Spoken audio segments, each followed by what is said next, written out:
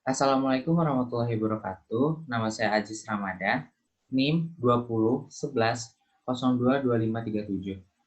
Pada kali ini saya ingin membahas tugas dari mata kuliah pengantar ilmu politik. Adapun materi-materi yang dibahas pada kali ini ialah satu, definisi partai politik, kedua, sejarah partai politik, ketiga, sejarah dari salah satu partai politik.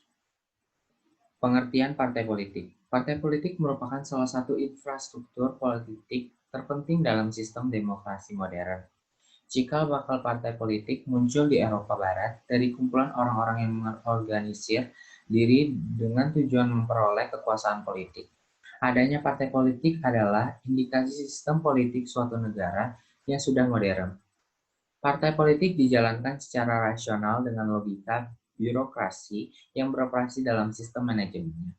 Definisi sederhana yang sering diajarkan dalam kelas ilmu politik adalah partai politik merupakan sekumpulan orang yang terorganisir melakukan aktivitas politik dengan orientasi merebut atau mempertahankan kekuasaan melalui dukungan suatu rakyat. Adapun fungsi partai politik ialah yang pertama, sebagai pendidikan politik untuk anggota-anggotanya dan masyarakat luas supaya menjadi warga negara Republik Indonesia yang sadar akan hak dan kewajibannya dalam kehidupan bermasyarakat, berbangsa, serta bernegara. Yang kedua, sebagai sarana dalam menciptakan iklim yang kondusif serta program yang nyata. Ketiga, sebagai perekat persatuan serta kesatuan bangsa yang tujuannya untuk mensejahterakan masyarakat. Dan keempat, sebagai penyerap, penghimpun, dan penyalur aspirasi politik yang bersumber dari masyarakat, serta konstitusional dalam merumuskan dan menetapkan kebijakan yang ingin diambil oleh negara. Dan yang kelima, sebagai bentuk aspirasi politik yang berasal dari masyarakat atau warga negara. Sejarah partai politik. Awal partai politik lahir di negara-negara di Eropa Barat karena munculnya gagasan bahwa rakyat seharusnya ikut berperan dan menentukan dalam proses politik, sehingga kekuasaan pemerintah di dunia politik tidak terlalu dominan dan tidak mementingkan kepentingan rakyat. Intinya, pada saat itu rakyat menginginkan agar aspirasi rakyat lebih didengar. Sejarah partai politik di Indonesia terbagi dalam 3 periode, yaitu pertama, masa penjajahan Belanda. Masa ini disebut sebagai periode pertama lahirnya partai politik di Indonesia atau waktu itu Hindia Belanda. Lahirnya partai menandai adanya kesadaran nasional. Pada masa itu, semua organisasi baik yang bertujuan sosial seperti Budi Utomo dan Muhammadiyah ataupun yang berasaskan politik, agama, dan sekuler seperti Serikat Islam, PNI, dan Partai Katolik ikut memainkan peranan dalam pergerakan nasional untuk Indonesia merdeka. Dan yang kedua, masa pendudukan Jepang. Pada masa ini, semua kegiatan partai politik dilarang. Hanya golongan Islam yang diberi kebebasan untuk membentuk partai Majelis Syuro Muslim Indonesia atau Partai Masyumi yang lebih banyak bergerak di bidang sosial. Dan yang ketiga, masa pasca proklamasi kemerdekaan. Beberapa bulan setelah proklamasi kemerdekaan, terbuka kesempatan yang besar untuk mendirikan partai politik, sehingga bermunculanlah partai politik di Indonesia. Dengan demikian, kita kembali kepada pola sistem yang banyak partai. Dan sejarah Partai Golkar.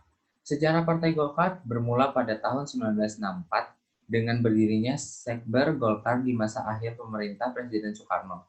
Sekber Golkar didirikan oleh golongan militer, khususnya perwira Angkatan Darat, atau seperti Letkol Suhardiman dari Soksi.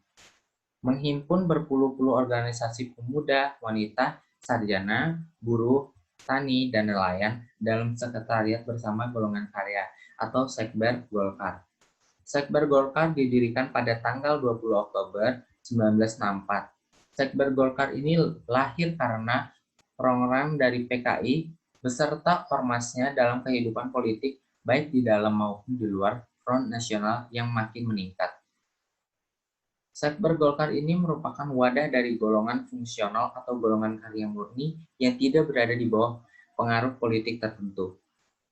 Terpilih sebagai ketua pertama Sekber Golkar adalah Brigadir Jenderal atau Brigjen Juhartono sebelum dijadikan Mayor Jenderal atau Maijen Suparto Supwati lewat Musyawarah Kerja Nasional atau Mukernas pertama, Desember 1965. Jumlah anggota Sekber Golkar ini bertambah dengan pesat, karena golongan fungsional lain yang menjadi anggota Sekber Golkar dalam Front Nasional menyadari bahwa perjuangan dari organisasi fungsional Sekber Golkar adalah untuk menegakkan Pancasila dan Undang-Undang Dasar 1945. Semula anggotanya berjumlah 61 organisasi yang kemudian berkembang hingga menjadi 291 organisasi. Jumlah anggota Sekber Golkar ini bertambah dengan pesat, karena golongan fungsional lain yang menjadi anggota Sekber Golkar dalam Front Nasional menyadari bahwa perjuangan dari organisasi fungsional Sekber Golkar adalah untuk menegakkan Pancasila dan Undang-Undang Dasar 1945. Semula anggotanya berjumlah 61 organisasi yang kemudian berkembang hingga mencapai 291 organisasi. Organisasi-organisasi yang terhimpun ke dalam Sekber Golkar ini kemudian dikelompokkan berdasarkan kekaryaannya ke dalam 7 kelompok induk organisasi atau KINO, yaitu 1. Koperasi Serbaguna Gotong Royong atau KOSGORO, kedua, Sentral Organisasi Karyawan Swadiri Indonesia atau SOKSI, yang ketiga, Musyawarah Kekeluargaan Gotong Royong atau MKGR, dan keempat, Organisasi Profesi. Yang kelima, Ormas Pertahanan Keamanan atau HANKAM. Yang keenam, Gerakan Karya Rakyat Indonesia atau GAKARI. Dan yang ketujuh, Gerakan Pembangunan. Sekian dari saya. Jika ada kesalahan kata, mohon dimaafkan. Sekian, terima kasih. Wassalamualaikum warahmatullahi wabarakatuh.